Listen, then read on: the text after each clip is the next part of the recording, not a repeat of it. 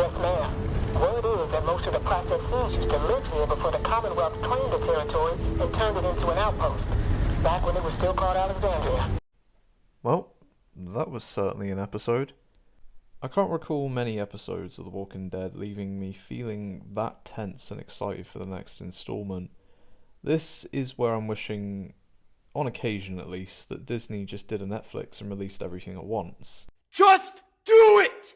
If you know the formula by now and you've been around my channel for a bit, I break down the major points of the episode, and if it was truly the spectacle that it presented itself as, then I will break down all of it. But once I'm done, I offer up my thoughts at the end. If you want to know my thoughts and you're already aware of how the episode goes, then just cut to them. This was truly an episode to write home about though, so let's not waste any time and actually get into it.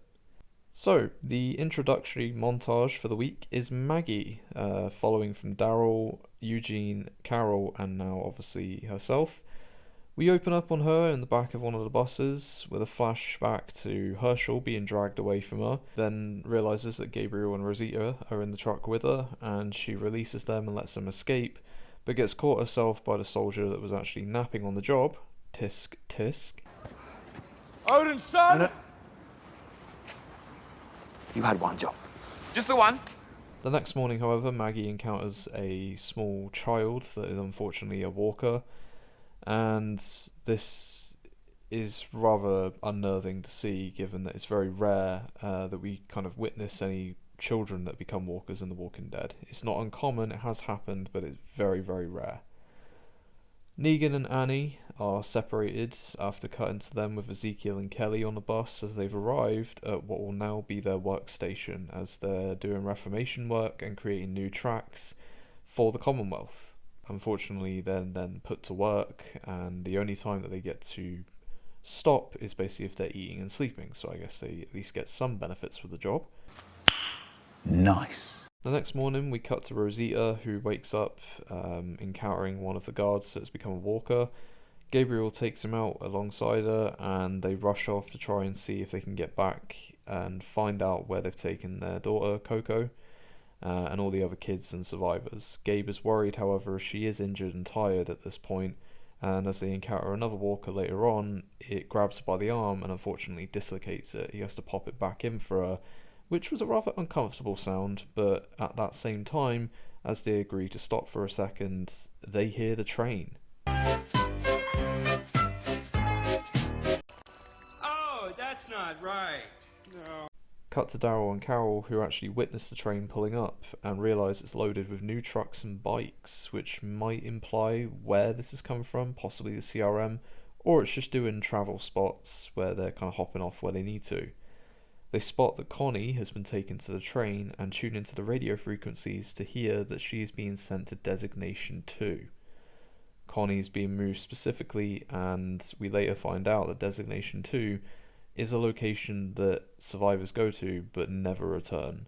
Daryl seems visibly distraught, so brilliant acting from Norman Reedus here, and it's oddly weird to see a functioning train in The Walking Dead, as that's never really been something that's kind of encroached upon. We've seen train carriages used, like with the cannibal storyline in Season 5, but beyond that, nothing. Daryl and Carol chase after it in their car, and Carol talks to Daryl when they park up about leaving Connie in the cave, and she says, or at least tries to reassure him, that rushing into this could hurt Connie, so he agrees to wait, and they kind of clear the air somewhat regarding that.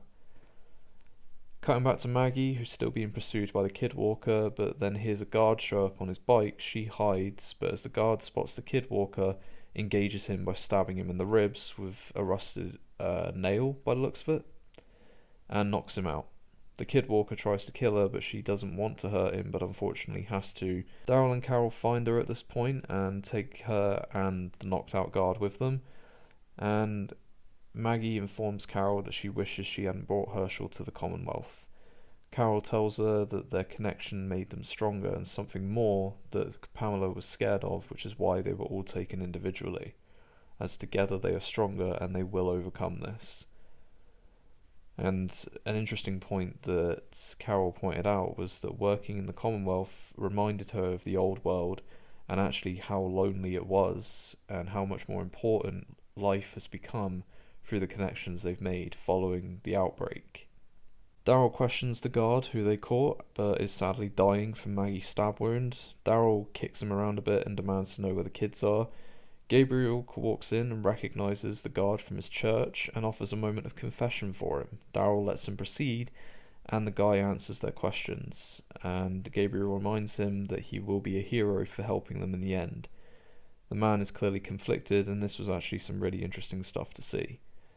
He tells them that they need to follow the train to find their survivors and the rest of their people, but he's heard rumours of Designation 2, as again, people were taken but never come back. I feel this could be a likely reference to the CRM in the Worlds Beyond series, where we saw survivors being taken into the CRM headquarters, but were being experimented on and seeing what the reanimation process is, and possibly trying to find a cure. Gabe sits with him while he passes away and says a prayer for him. Carol thinks there's an easier way to get the kids and Connie out of there. And we cut back to Ezekiel and Kelly, who the latter of which wants to try and make a break for it, but Zeke dismisses it. Negan goes into a garden and tries to ask about his wife, but gets smacked in the face with a piece of metal. I couldn't quite make out what it was. And we see a group of 3 try and make a run for it, but get shot down. Zeke saves Kelly in this moment, and clearly a reminder that actually there is no escape at this point. A guard gets off the train to try and switch the tracks and remove a load of bark that got caught in it or positioned there by our group. Maggie engages the conductor and keeps him silent. As a fight ensues, the gunfire starts to draw more walkers, and the guard uses Connie at one point as a shield against Daryl, but she hits him and breaks free.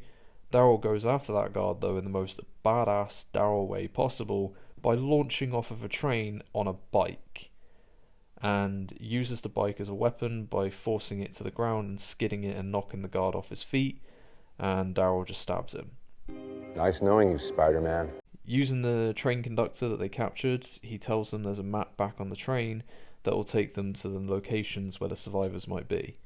Daryl and Connie are the cutest couple at this point, I have to say, but unfortunately is undercut by the fact that the conductor commits suicide through fear that they're going to kill his family. So that was a very heavy moment to say the least. We cut back to Ezekiel, who is watching over Kelly, that is visibly upset at this point, but Negan approaches him, obviously with the rule being that none of them can talk to each other. Negan approaches Zeke and asks for his help in getting everyone together to break out, but Zeke struggles with this as he hasn't seen Negan since the day that Rick stopped him. Negan admits that he deserves to be in the camp, but Zeke and the others do not. His admission of his wife and his soon-to-be baby is enough to bring Zeke around to try and help him. Jeffrey Dean honestly is amazing in this moment, and Carrie Payton offered something as well, which was awesome. Negan says that he can get the spark that Zeke needs to try and ignite the people and fight back, but he admits that if he does this, he won't be coming out of this alive. And as they're rushed off from each other, Negan asks if Zeke is with him, and he agrees for a truce to help everyone. The 3 runners very briefly return towards the end of the episode as walkers as a stark reminder of what will happen if you cross the Commonwealth right now. And the final moments of the episode were with Rosita, Maggie and the others as they contact the outpost using the walkie-talkie and pose as one of the guards that has escaped from the train, and learn that Outpost 22 is Alexandria. They've taken over Alexandria and turned it into a labour camp hold. Maggie wants to go there and ignite a war with them and get their land and their kids back. That's my breakdown of the episode though, and I want to summarise my thoughts for this week's instalment of The Walking Dead by saying firstly that this was another strong entry, and in my opinion a far more engaging watch than last week's. Not that last week's failed to impress me. The relationships between our heroes has never been more defined than in these final episodes. This is likely due to the cast being aware of the conclusion of the series, so the emotions are starting to seep through somewhat, but that's brilliant, as sad as it is, because it makes the emotional moments just so much more impactful and believable. The gore is being gently laced and is only enhanced for moments that is truly deserving, like the brutal nature in which the guards were taking out the walkers from the train and Maggie's visceral response to the one guard on the bike. Speaking of Maggie, her struggle with taking out the Walker kid was difficult to see, as you can only imagine what having to do that would be like, and it's not really something that I want to think too hard on, but honestly was quite difficult to watch. The weight of this week's episode should absolutely have been cautioned with a suicide warning, as that scene was both shocking and hard to honestly digest. It did well to demonstrate how terrified a lot of the inhabitants of the Commonwealth truly are, but fuck me, that scene was acted almost too well. I'm practically invested in Daryl and Connie's relationship at this point, and I just really hope that they get a moment before the series closes out. Carol actually feels like a part of this now, and there's no question of where her loyalties lay.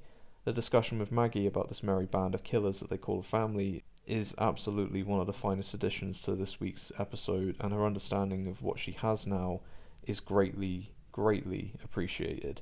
As usual, Negan almost stole the episode. Jeffrey Dean does an incredible job as usual, and his interactions with Carrie Payton / Zeke was one of the highlights of the season for me, not just the episode, and drew upon the fact that I'd never realised before now that Zeke wouldn't have actually seen Negan possibly since the Snowstorm episode, but likeliest conclusion would be the All-Out War.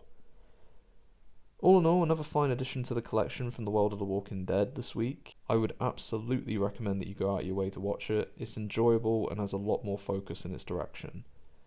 As we round out the show though, I am starting to remind myself that this needs to have an end befitting of a 10 plus year journey for a show like this. So I'm just hoping that they're able to uphold it, and as anxious as I am, I'm still very keen to see it.